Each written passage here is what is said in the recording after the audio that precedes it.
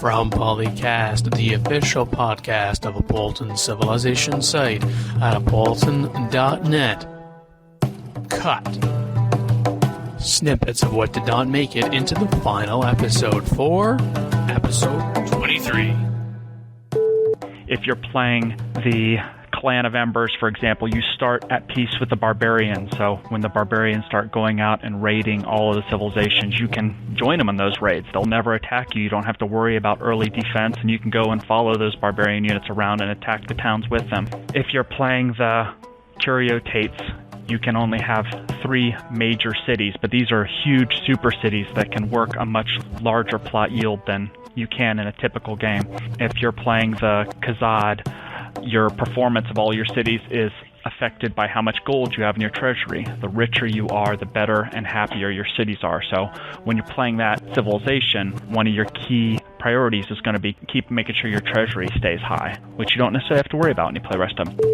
Once it gets up to 40, a blight hits the land and it'll destroy some food resources, destroy farms, all the way up to powerful creatures. The Avatar of Wrath, when he comes into the world, 40% of the world's living units will all convert to barbarian units at that point. So he'll have this huge army, which is 40% of the entire world's units, and he'll just start raising civilization after civilization. Now, of course, it has to get up to, I think the number for him to go is like 90. It has to be all the way through the roof before he'll show up and start terrifying things. But there's 4 horsemen, we call it, that will appear in the land at different increments and start attacking civilizations. Powerful, unique, barbarian heroes.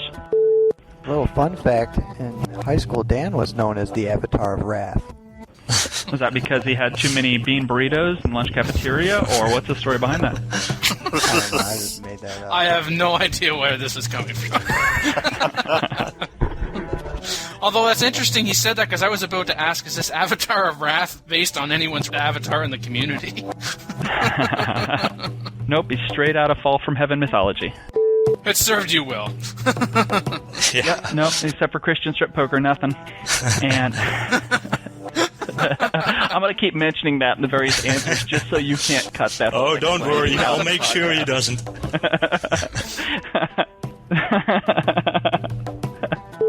When Beyond the Sword originally started, I created a wish list thread, which had any of the community members especially, things that you want in Beyond the Sword for modding, and Dale posted in there quite a bit, and Rye posted in there quite a bit, and Wouter, we posted in there too, I'm pretty sure, where you said, hey, here's the things that I would love to have from a modding standpoint in Beyond the Sword, and some of the stuff made it, and some of the stuff didn't, but there's some good stuff that came out of that thread, like the custom interfaces that Frax has put into the main game. And I can't tell you if we hadn't suggested the idea, if it wouldn't have made it in. You know, maybe Alex always knew that he was going to put custom interfaces in. That's why I say it's a collaborative thing. It's hard to tell. But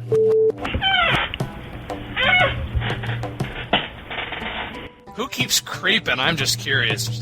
That's me, sorry. Oh, okay. I thought maybe it was those demons coming to possess you. They did come out of your computer, Kael. I created one unit, Guybrush Threepwood, which I stole from the Monkey Island games, and he's in Fall from Heaven. And one day I decided, you know what, when you click on him, you should have an option to click a button and he'll sing you pirate songs. And it's completely useless, it has no purpose in the game, but it's just cool that you click this button for Guybrush and he'll sing you a random pirate song. There's about 7 different songs he knows and he'll sing, and you get to listen to them, and it's kind of funny, but I was thinking, if you had a professional game, do you know how much work it would be to include something like that? Did you put her in the mod yet, as a hero or something? Actually, Makahlua, one of the leaders, is my wife's World of Warcraft character's name. Makahlua. Oh. Mahala. There is a little tribute to her in there, and Alexis, who is is the leaders of the vampire civilization, is my daughter's middle name. Because she sucks you dry. Is it Mahala like Hawaiian for thank you or something like that? Yeah, exactly. That's where she got the World of Warcraft character name from it. And it's so funny because the picture of Mahala in the game is kind of hard. It's not very easy to see who it is. So I'll get a lot of questions asking me, is Mahala a guy or a girl? And I will unfailingly always say, I don't know. And get hit by my wife for it. Anything not controversial to say? Wait, we're going to start limiting ourselves to non-controversial things now? Yeah, I don't think Can we go back and do my interview again?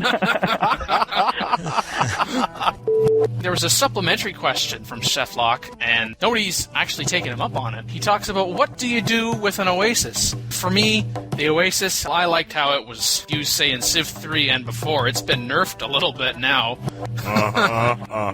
You can't build a city on it? Crap. You can't apply any improvements to it? Crap. It's 3 food, 3 gold, I think.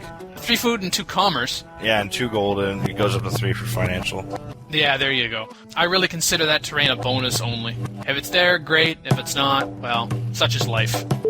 I have to say, when it comes to the military perspective, for me, that's a secondary consideration before all else that I was saying, so there you go.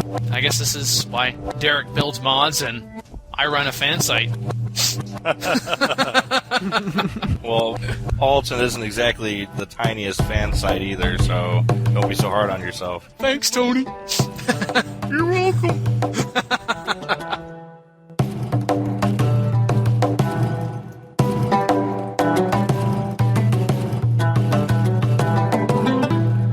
Copyright 2007, a Bolton Civilization site at apolton.net.